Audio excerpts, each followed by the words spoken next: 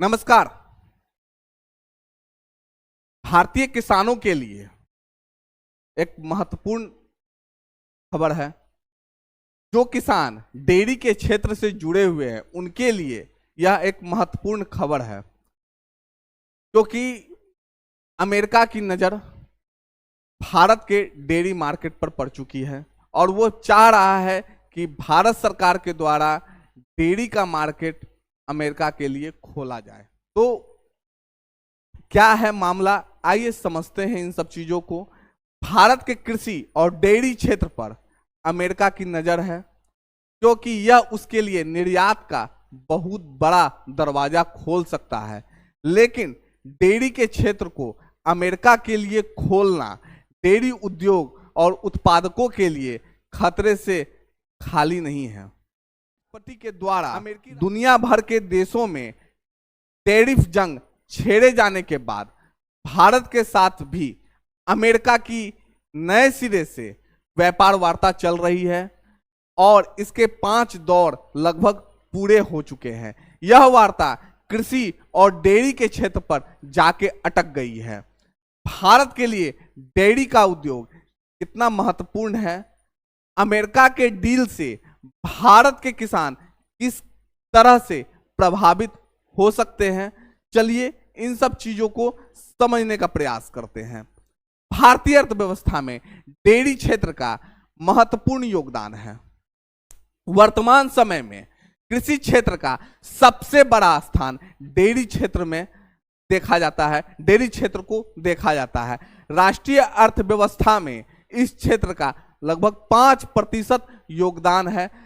राष्ट्रीय gross value addition में इसका योगदान करीब 2.5 से 3% है, जो कि लगभग 7.6 से 9 लाख करोड़ का हो जाता है।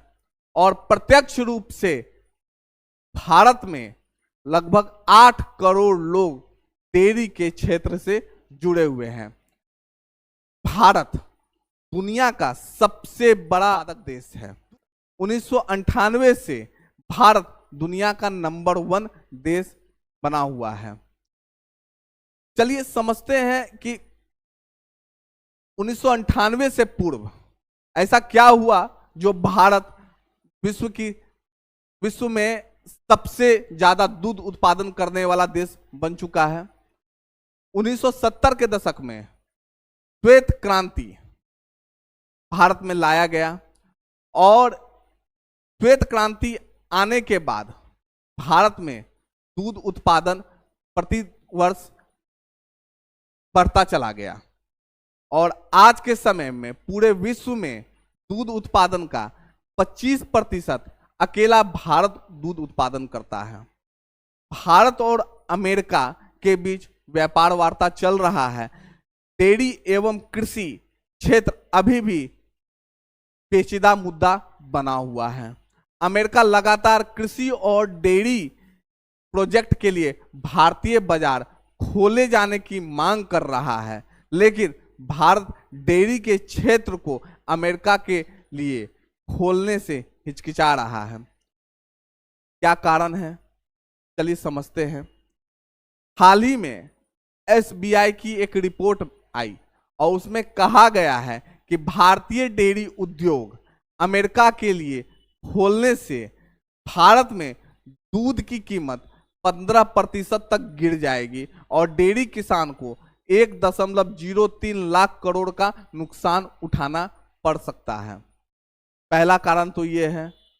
दूसरा, अमेरिका में जो दूध उत्पादन होता है और वहां की गायों को जो चारा खिलाया जाता है, उन जानवरों का मांस, जैसे आपको सूअर, मछली, मुर्गा, बिल्लियां एवं कुत्ते का मांस को मिला करके वहां चारा बनाया जाता है और प्रोटीन के लिए सूअर और घोड़े के खून को एवं जानवरों के फैट को मिलाया जाता है। ऐसे चारा को सेवन करने वाले जानवर जो दूध देते हैं, वैसे चारा का जो सेवन करते हैं और वैसे दुधारू पशुओं से जो दूध निकलता है वैसे दूध को नॉनवेज मिल्क कहा जाता है। क्योंकि भारत में लगभग 38% आबादी शाकाहारी है और दूध जो उत्पादन होता है भारत के अंदर उसमें घास या फिर अनाज का अंश डाल करके गायों को खिलाया जाता है। तो यह जो दुधारू गायों से जो निकाला जाता है वह पूर्णतः शाकाहारी होता है। लेकिन इसके उलट अमेरिका में वही दूध जानवरों के मांस से जो तैयार चारा होता है उससे बनाया जाता है, तो इसलिए वह नॉनवेज मिल्क के रूप में कहा जाता है। भारत के अंदर मान्यताएं हैं और भारत के अंदर लोग धार्मिक अनुष्ठानों में दूध एवं दूध से बने उत्पाद का प्रयोग करते हैं। भारत में लोग व्रत में दूध से बने उत्पाद का प्रयोग करते हैं और व्रत को अपना पूरा करते हैं।